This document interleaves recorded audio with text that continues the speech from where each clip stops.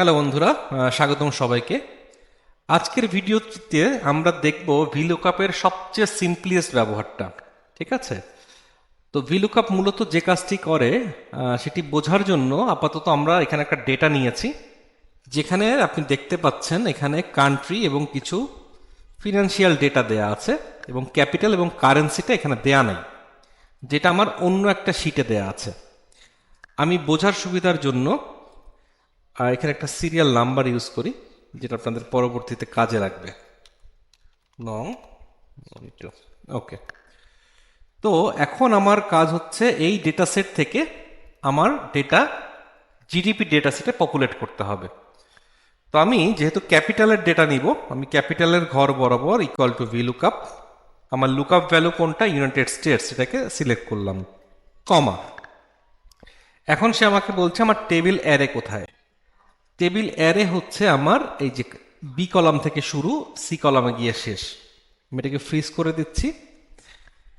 এরপরে সে আমাকে জানতে চাচ্ছে যে তোমার ইন্ডেক্স নাম্বার কত। আমার এই যে অ্যারেটা আমি চুজ করেছি, এর কত নম্বর কলাম থেকে আমি হচ্ছে ডেটাটাকে নিতে চাই।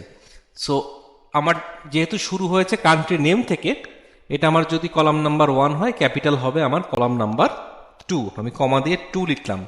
আর যেহেতু আমি এক্স্যাক্ট ম্যাচ চাচ্ছি, সেক্ষেত্রে আমি 0 দিয়ে দিলাম, আমি ব্র্যাকেট ক্লোজ করে দিচ্ছি।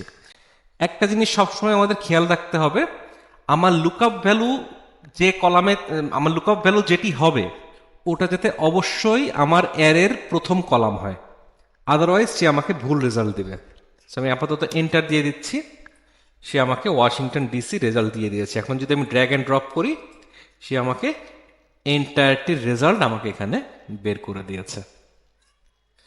অনুরূপভাবে আমি যদি এখন কারেন্সি ডেটা বের করতে চাই, same equal to VLOOKUP, lookup value হচ্ছে ইউনাইটেড স্টেটস, কমা, আমি শুরুই করব কান্ট্রি নেম থেকে এবং চলে যাব এবার 2 বাদ কারেন্সি পর্যন্ত।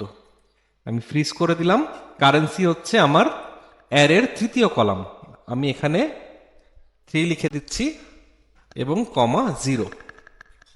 আমি যদি ব্র্যাকেট ক্লোজ করে দেই, সে আমাকে দেখুন ডলার রেজাল্ট দিয়েছে। লার্মার্ক গুলো দেখে ঘাবড়ে যাওয়ার কোনো কারণ নেই, এখানে একটা কন্ডিশনাল ফরম্যাটিং সেট করা। আমি এটাকে উঠিয়ে দিচ্ছি। হ্যাঁ, এই হচ্ছে আপনার মূলত রেজাল্ট।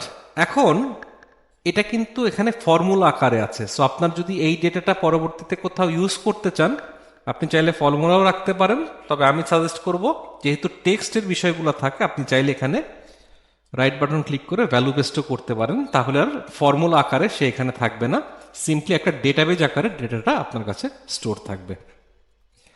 ঠিক আছে বন্ধুরা, এই ছিল আজকের ভিলুকআপ। ধন্যবাদ সবাইকে, দেখা হবে পরের ভিডিওতে।